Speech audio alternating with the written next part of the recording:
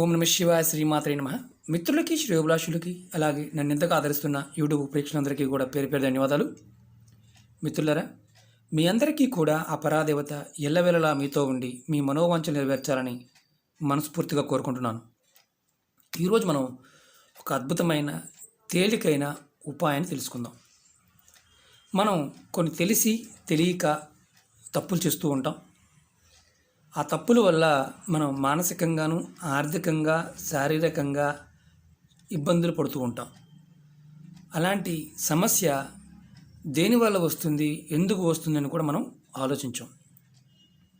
మన ఇంట్లో గడియారాన్ని కానీ, అద్దాన్ని కానీ తెలిసి కానీ తెలియక కానీ కొన్ని దిక్కులు పెట్టకూడదు. ఒకవేళ అలా పెట్టి ఉంటే ధనహీనులు అవుతాం. అంటే సంపాదన రోజు రోజుకు తగ్గిపోతుంది. ఇవాళ మన సబ్జెక్ట్లో గడియారం అలాగే అద్దం ఏ దిక్కును ఉండాలి, ఏ దిక్కును ఉండకూడదు, ఉంటే కలిగే లాభాలు, వేరే దిక్కులో ఉండే కలిగే నష్టాల గురించి మనం తెలుసుకుందాం.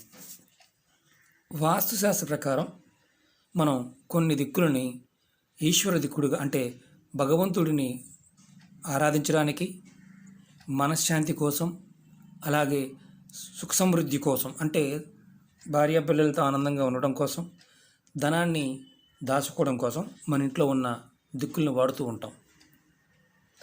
వాస్తుశాస్త్ర ప్రకారం ఇంట్లో సుఖ సమృద్ధి లేకపోవడం, ఒకవేళ వాస్తు దోషం ఉందని చెప్పటం, ఇలాంటివి కొన్ని చిన్న చిన్న పనుల వల్ల కూడా జరగవచ్చు. అంటే కొన్ని మన తెలియక చేసే పనుల వల్ల కూడా జరగవచ్చు.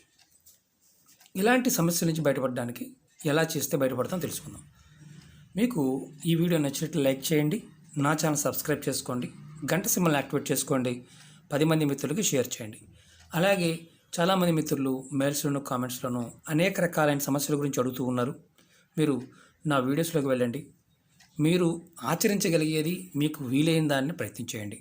మీకు ఏదైనా అర్థం కాకపోయినా, అది పదార్థం దొరకకపోయినా, చెప్పిన పదార్థం దొరకకపోయినా, సమయం కుదరకపోయినా ప్రయత్నం చేయమాకండి. ఎందుకంటే ఫలితాలు రావు. మీకు ఇవన్నీ కూడా ఏంటంటే కొన్ని మనకి పదార్థాలతోనూ, కొన్ని వస్తువులతోనూ, కొన్ని సమయంతో ముడిపడి ఉంటాయి.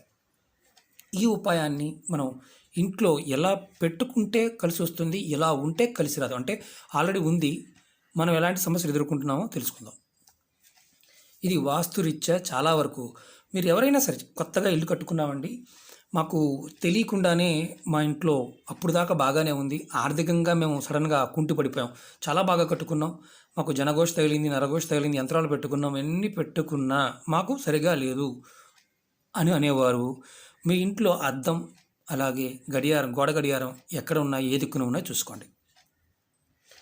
ఇంకోటి ఏంటంటే, అంటే దిశలు ఏదైతే మనకు దిక్కులు ఉన్నాయో అన్నీ గొప్పవే, ఏది తక్కువది కాదు. అలా అని చెప్పేసి మనం ఏ దిక్కును కూడా తక్కువ చేసి చూడడానికి లేదు. కానీ మనం కొన్ని వాస్తు శాస్త్రంలో, అంటే మన శాస్త్రంలో చెప్పిన దాన్ని ఫాలో అవ్వడం వల్ల కొన్ని లాభాలు వస్తాయి. అంటే కొన్ని దిశల్లో మాత్రం, అంటే మామూలుగా దక్షిణ దిశను కానీ పడమర దిశలో పెట్టుకోవడం వల్ల నకారాత్మక శక్తి పెరుగుతుంది. అంటే మీకు ఉదాహరణ నేను చూపిస్తాను.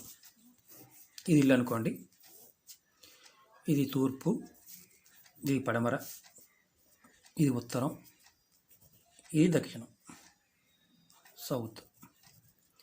మీరు ఏదైనా సరే గడియారాన్ని, గోడ గడియారాన్ని మ్యాక్సిమం నార్త్ వైపు, ఏ గదిలో అయినా సరే నార్త్ వైపు, ఈస్ట్ వైపు పెట్టుకోవడం ప్రయత్నించేయండి. ఒకవేళ సౌత్లో కానీ వెస్ట్లో కానీ ఉంటే మీకు ఎలాంటి ఇబ్బందులు కలుగుతాయో చెప్తాను. అలాగే మీరు అద్దాన్ని కూడా వీలైనంత వరకు ఉత్తరం వైపు పెట్టుకోవడం ప్రయత్నించేయండి, లేదా తూర్పు వైపు ప్రయత్నించేయండి. ఏ గదిలో అయినా సరే మీరు కూర్చున్నప్పుడు మీరు ఉత్తరం వైపు చూసేటట్టు ఉండాలి. అద్దం దక్షిణ వైపు చూడవచ్చు, లేదా పడమర వైపు చూడవచ్చు. ఇది ఎందుకంటే ఈ గడియారం కానీ అద్దం కానీ ఈ రెండూ కూడా మన ఉదయాన్నే మనం చూసుకునేదేమో అద్దం. మనం ఏ పని చేయాలన్నా సమయాన్ని చూసుకుంటాం. అంటే ఈ సమయానికి మనం వెళ్ళాలి, ఈ సమయానికి మనం ఈ పని చేయాలి, ఈ టయానికి మనం బయటికి వెళ్ళాలి అని చూసుకుంటూ ఉంటాం. దాంట్లో రాహుకాలం, లేకపోతే శుభ టైము, అంటే మంచి టైం, ఏ టైంలో వెళ్ళాలి, లేదంటే మనం మనకి ఈ టైం నుంచి ఈ టైం కలిసి వస్తుంది, ఇలాంటి ఆలోచనలు మనం ఉంటాం. కాబట్టి కంపల్సరిగా ఈ ఉత్తర దిక్కును కానీ తూర్పు దిక్కును కానీ ఈ పెట్టుకోవడం ప్రయత్నం చేయండి. Number 1 point. అలాగే అసలు మనకి ఒకవేళ అలా లేకపోతే మన కుటుంబంలో జరిగే పరిణామాలు చెప్తాను. మీరు సరైన దిక్కులో కనుక ఇవి లేకపోతే అన్నీ బాగున్నప్పటికీ కూడా మన కుటుంబంలో ఏదో ఒక అశాంతి ఉంటుంది.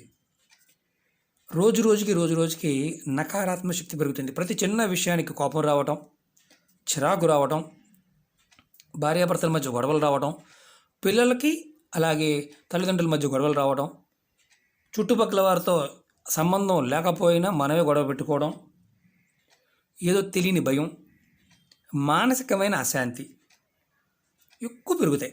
ఇది దక్షిణ వైపు ఉన్న పడమర వైపు ఉన్న చెక్ చేసుకోండి. ఒకవేళ నేను తప్పుగా చెప్పవచ్చు కూడా, కానీ మీరు ఒకసారి చెక్ చేసుకోండి.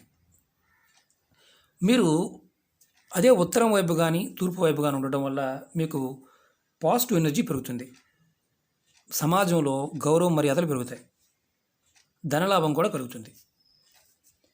గడియారాన్ని ఎప్పుడూ కూడా ఉత్తర దిక్కున లేదంటే తూర్పు దిక్కున ఈ రెండింటిలోనే గోడ గడియారాన్ని ప్రిపేర్ చేయండి. కొంతమంది ఏం చేస్తుంటారంటే ఈ గడియారాలను కూడా తెలియక అంటే వారికి ఖాళీ ప్రదేశం లేకపోతే తలుపులకు కూడా తగిలించేస్తూ ఉంటారు.